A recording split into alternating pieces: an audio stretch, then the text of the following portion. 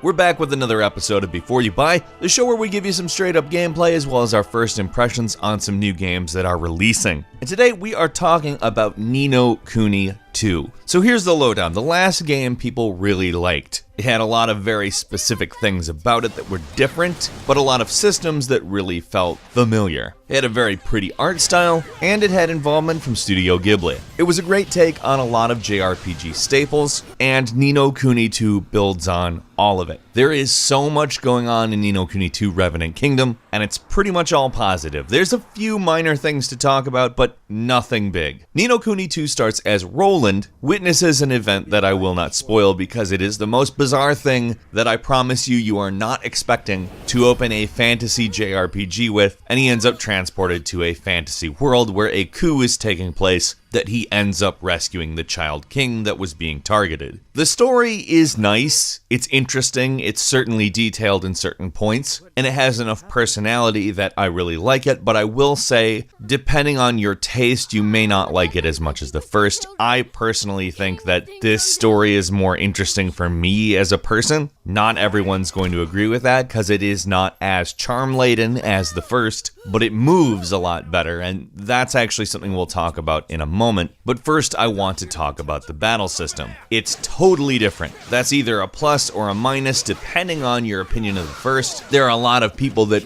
really enjoyed the sort of monster collecting dynamic that was the main focus of the battle system, which now focuses primarily on melee attacks. There are some ranged attacks that you can use. I find myself just sticking mainly to melee attacks though. Like I said, the monster hunting dynamic, the familiars are not there anymore, but there is something called a higgledy. Now this sounds outright silly, but if you ask me, it's actually kind of an injection of charm. Instead of catching higgledies, you find them, make an offering, and they join your team. There's supposedly around 100 of them, and they add various capabilities to battle that are actually pretty cool. One I really liked was placing a cannon which attacked the nearest enemy. Beyond that and some special abilities, the combat is mainly a hack and slash, but it is satisfying and fun, so I would say well done hack and slash. When you beat an enemy, they drop loot. The loot might be money, it might be materials, it might be items. It is useful. Most items actually have a purpose in the game, and if they don't, they can be traded or bartered with. There's key items that progress the story. You may need a certain quantity of them to do business with a certain person, but it never actually gets tedious, and that was the main concern I had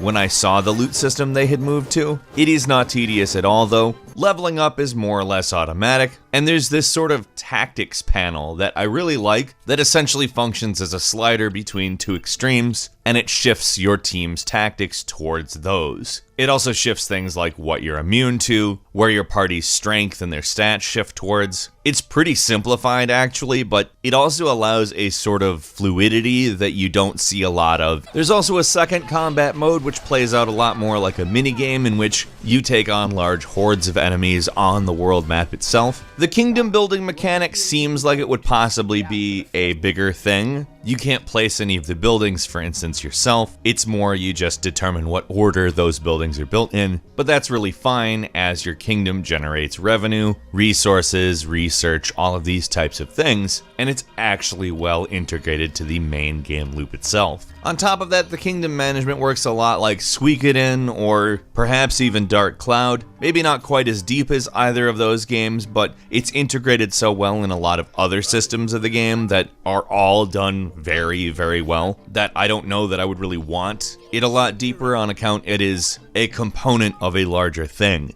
Speaking of the whole package, how does this game look? Well, in one word, amazing. No Kuni is possibly one of the most stylish, pretty games in its genre, period. It's just a wonderful looking game. It performs most of the time pretty damn well. I haven't really noticed any slowdown, and I didn't even play the game on a PS4 Pro. That said, there are a couple of areas where I did notice some very minor slowdown. There's also some odd platforming areas that provided me with a couple of glitches because I didn't do them 100% correctly, because the game really isn't designed to be a platformer in any way, shape, or form. But it's not stuff that I cared about, really. I just thought I'd mention it because honestly, somebody might care. It won't ruin the game for anyone, I don't think, but still. The main thing I wanted to talk about with this game is the pacing. This is perhaps the best paced JRPG, maybe not of all time, but certainly in quite a while. I don't think I've played a JRPG in a long time that didn't feel bloated, like just absolutely awful and chuggy for the first hour or two, if not longer. Not so with this. This starts with a great, about 45-minute, hour-long segment that's a combination of exposition and action that you actually take a part in, as well as a stealth segment, a fairly simple one but fun nonetheless. Just a good variety of gameplay all smacked together right at the start, gets everything moving, feels like there's urgency, and then the game just continues at a blistering pace once you're through that. It introduces new systems in a manner that keeps them interesting, it explains them in a manner that isn't over-explanation, and it just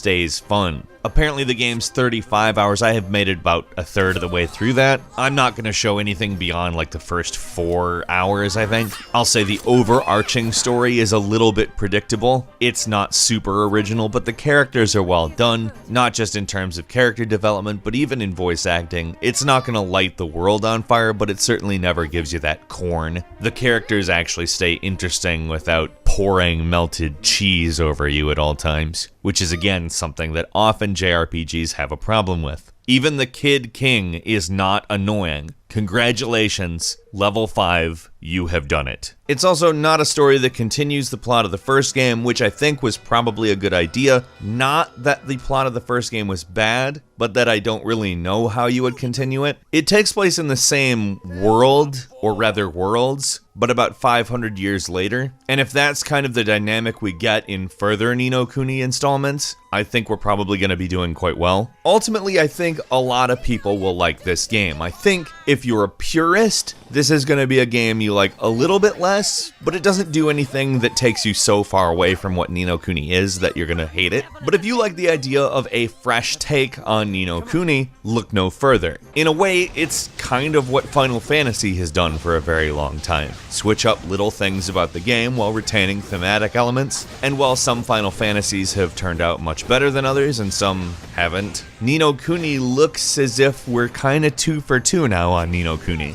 I would say it's a definite buy if you like JRPGs, especially JRPGs that are attempting to sort of modernize. And I know that that might be a bad word for some people, but I am currently enjoying this game more than the original. It has all of the fun, all of the adventure, in some areas much more weird, off-the-wall, random, what is this stuff going on. Like, for instance, the story is kind of a kid taking over the world, but whatever. The actual story is one of self-discovery, the characters remain interesting, the situations actually seem to be somewhat aware of the actual world, and I enjoyed the hell out of it. Again, I'm not going to say that you're definitely going to like it more than the first one. It's probably more likely that you'll like the first one better if you're somebody who really, really liked the first one, but I think it's a great expansion on the franchise, and I can't wait to finish it. There's just stuff from the start of this game that I need to know more about. And if you've played this game literally for 5 minutes, you already know exactly what I'm talking about. What do you think of Ni no Kuni 2? Do you think it's a worthwhile purchase? Leave us a comment, let us know what you think, and if you enjoyed this video, please click like. If you're not subscribed, now would be a great time to do so. We upload brand new videos every day of the week, and the best way to see them first is, of course, a subscription. As always, we thank you very much for watching this video. I'm Falcon. You can follow me on Twitter at FalconTheHero, and we'll see you next time right here on gameranx.